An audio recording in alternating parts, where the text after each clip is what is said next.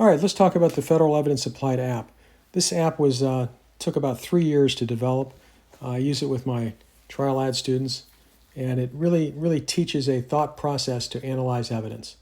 There are right and wrong answers in evidence, contrary to what some people think that it's all discretionary. It's not. And there's a methodology to it. And if you follow this methodology all the way through, it'll get you the right answer. We've tried this app out on evidence bar exam questions, and it gets the right answer because it's just a methodical, step-by-step approach that takes you through all of the things that are necessary in order to make a piece of evidence admissible. This app allows attorneys and judges to determine with great accuracy the admissibility of any piece of evidence or testimony presented in the courtroom. It's a great learning tool, as I indicated, for students because it creates this methodology of the analysis that you go through. So what you'll see on many of these screens there's 3 different colors that give you hints as to where you need to go.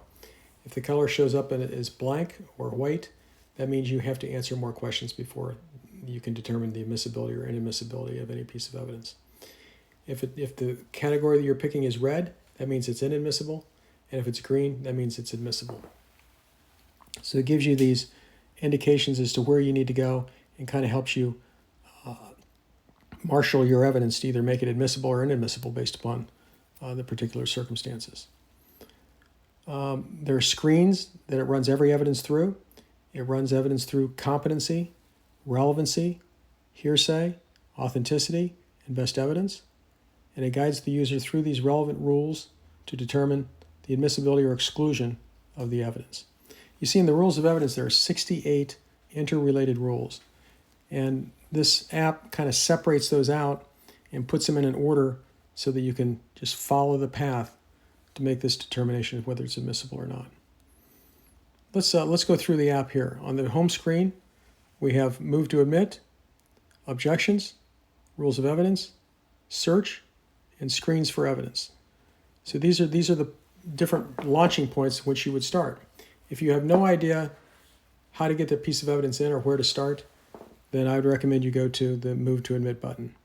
And in this Move to Admit button, you press this, and it lays out all the different types of evidence that something could be, whether it be evidentiary, whether it be a document or a piece of physical evidence or about a person's background or conduct or a person's opinion.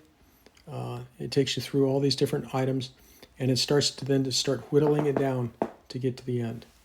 Let's hit the Home button, which is right over here. And we'll go back to the Home button. And then the next is Objection. So let's say you're in the courtroom and somebody makes an objection. You hit the Objection button. There's 19 objections that can be made. You select the one. Well, let's say it's about memory. Well, under memory, it could be refreshing recollection, prior recollection recorded, or lack of knowledge.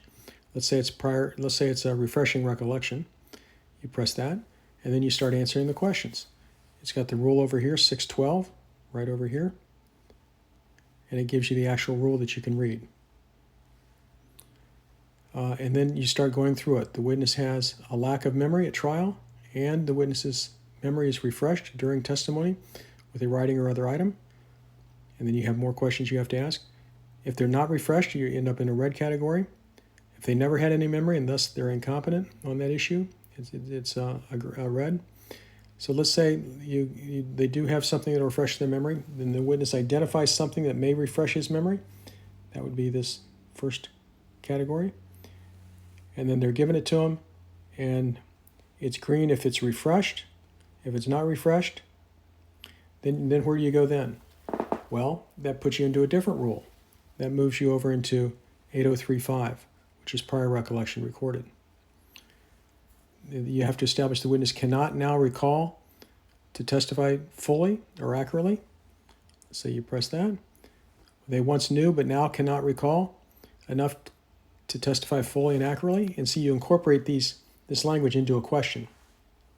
Sir, did you once have knowledge but now cannot recall enough to testify fully and accurately? Yes. And then that takes you to the next one. It was made or adopted when the memory was still fresh? Yes. And it accurately reflects the knowledge of the witness, it's green. If it does not accurately reflect the knowledge of the witness, it's red. And then there's a practice point in blue. And then again, you can go to the rule and actually read the actual language of the rule. So let's go back to the home button here. Let's go to rules of evidence.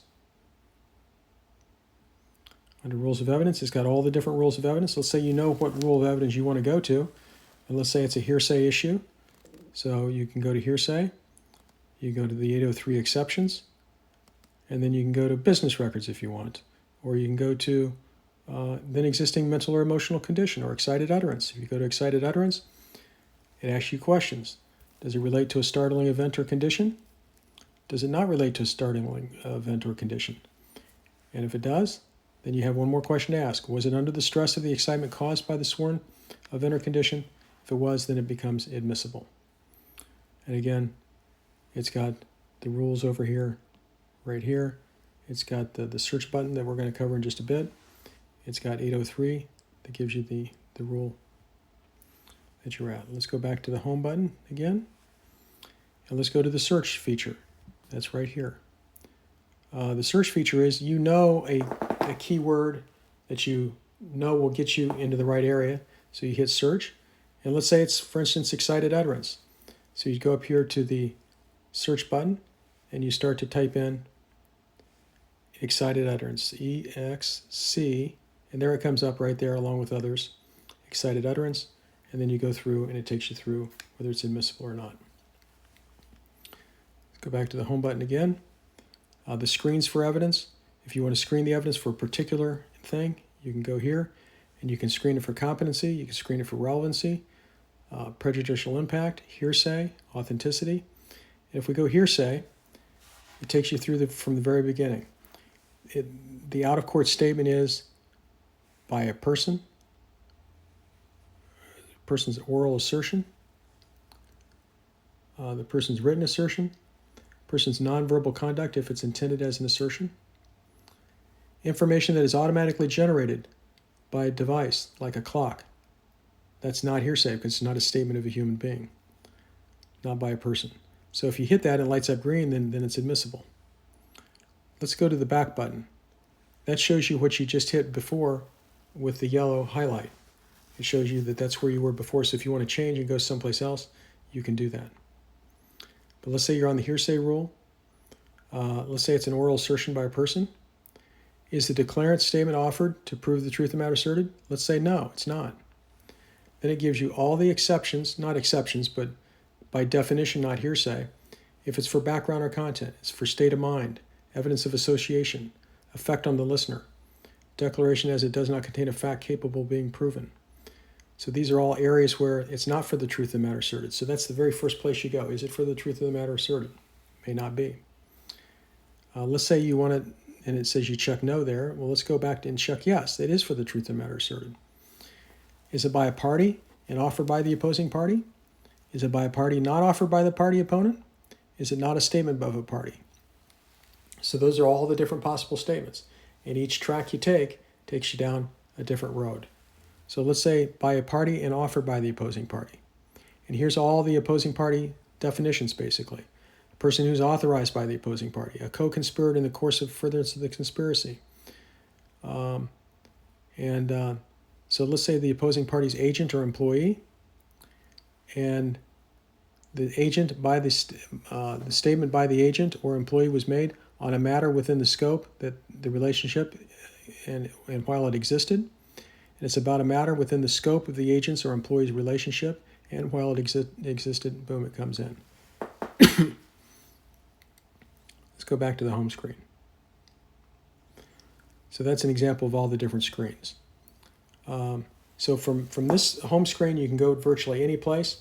Like I indicated, it's got nearly 2,000 screens behind it.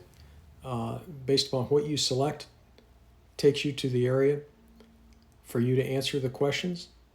And believe it or not, it's extremely accurate. It makes you follow the process, makes you analyze the evidence in a methodical way, and gets you the right answer. Like I said, I've tried this out on people that are evidence scholars, and they get the right answer by using the app. Okay. If anybody has any questions, we'll proceed on.